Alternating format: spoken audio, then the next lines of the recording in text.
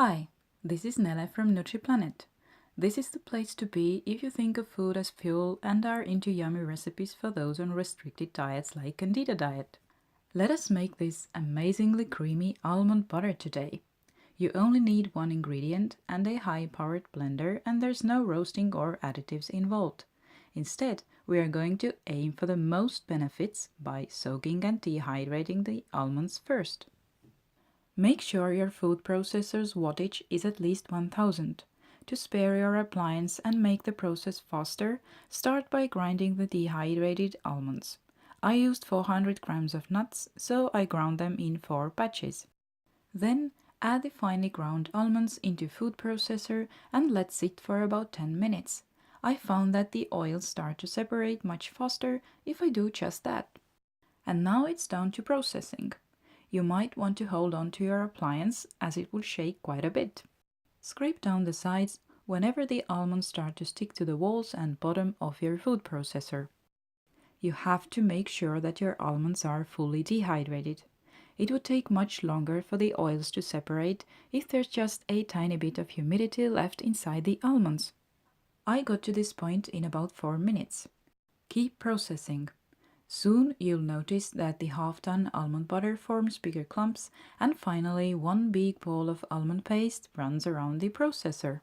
Don't stop there. Separate the ball with a spoon or spatula and continue processing.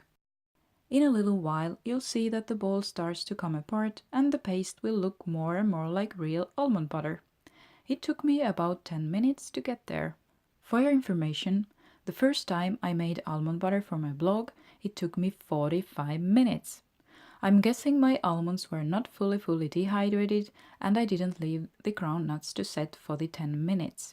Also, the outcome was not as smooth and oily. Now, process a little bit longer, or not if you're after coarser result. And you're done! Eat as is, mix into desserts, or add into or on top of your porridge, spread onto your toast, waffle or pancake, or make raw candies using almond butter. Transfer this heavenly stuff into a glass jar and store in fridge. Enjoy this smooth and creamy butter that has no additives and pay 2 to 3 times less compared to store-bought varieties. More on blog post.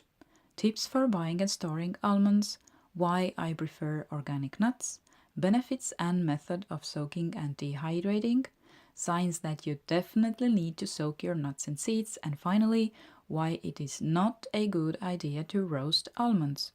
Now, if you're into almond butter, let me know what's your favorite way of eating it in the comments below.